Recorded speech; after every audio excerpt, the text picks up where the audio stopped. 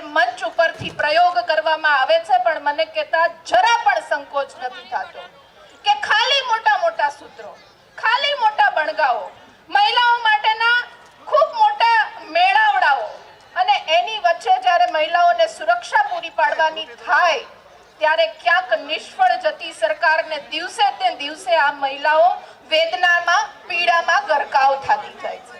એનો અવાજ બનવું પડશે. કોંગ્રેસ પક્ષની અહીંયા મંચસ્થ આગેવાનોની જવાબદારી નથી, પણ અહીંયા બેસેલા તમામે તમામ આગેવાનોની જવાબદારી છે કે મહિલાઓને જ્યારે જ્યારે મુશ્કેલીઓ પડે ત્યારે આપણે ખભેથી ખભો મિલાવીને આગળ આવવું પડશે. સમાનતાની વાતો કરે છે, પણ હમણાં જ ગયા અઠવાડિયે રાજકોટના ડીડીઓ દ્વારા જ્યાં પણ મહિલા નેતૃત્વ પોતે ચૂંટાઈને આવ્યું છે એના બદલે એના પતિઓ વહીવટ કરે છે, એના વિરોધમાં રાજકોટના જિલ્લા વિકાસ અધિકારીએ પત્ર જાહેર કર્યો કે અહીંયા ફક્ત ચૂંટાયેલી મહિલાઓ વહીવટ કરશે.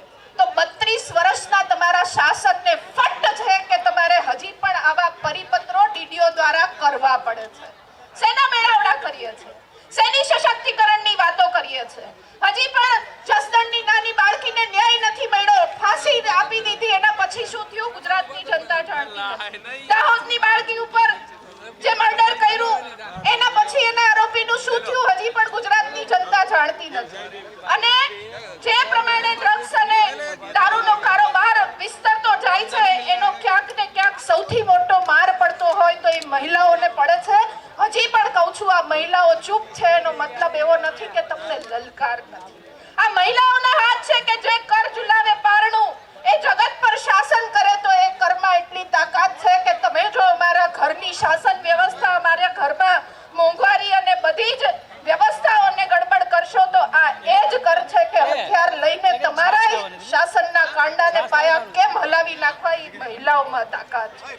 એટલે આપણે બધાએ આ જન આક્રોશ સભામાં માનનીય પ્રદેશ પ્રમુખ અને અહીંયા બેસેલી સમસ્ત ટીમને સહકાર આપવા માટે આવ્યા છીએ ત્યારે આપને વિનંતી કરવા માંગુ છું કે આપના વિસ્તારમાં આજુબાજુની મહિલાઓ ખૂબ પીડા ભોગવી રહી છે, મોંઘવારીનો માર ખૂબ મોટો પડી રહ્યો છે. એ બધાનો અવાજ ક્યાંક બનવા માટે આપણે મદદરૂપ થઈ શકીએ અને અહીંયા અમે મહિલાઓ ત્યાં સુધી એ મહિલાનો અવાજ બની શકીએ, કારણ કે સરકારમાં હવે અમને કોઈ ભરોસો નથી રહ્યો કે એના તરફથી ફક્ત મોટા ભાષણ સિવાય મહિલાઓને કોઈ પણ પ્રકારનો સહકાર મળી શકે.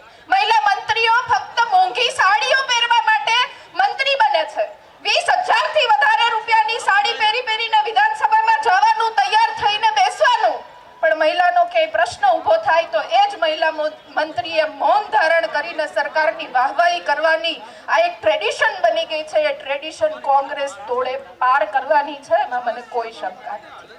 આપ સૌનો ખૂબ હૃદયપૂર્વકનો ધન્યવાદ વ્યક્ત કરું છું કે આટલા કપરા સમયમાં કે જ્યાં સરકાર, મીડિયા કર્મી, અહીંયા બધા જ મીડિયાના મિત્રો પણ હાજર છે, એમાંથી પણ કોઈ જો સાચું બોલે તો એના પણ ક્યાંક હાથ દબાવવાના, કાંડા દબાવવાના, એને ક્યાંક ભયભીત કરવાના પ્રયત્ન કરતી હોય તો આપણને તો ક્યાંય મૂકે નહીં. છતાં પણ આપણે અડીખમ ઊભા છીએ, હજી પણ ઊભા રહેશું અને ગમે એવી 32 વર્ષથી શાસન હોય, 30 વર્ષથી શાસન હોય, અમે સક્ષમ છીએ કે તમારા પાયા હલાવી નહીં, તોડી મળી ઉખેડી નાખશું, એમાં કોઈ શંકા નથી. આપ સૌનો ખૂબ હૃદયપૂર્વકનો ધન્યવાદ.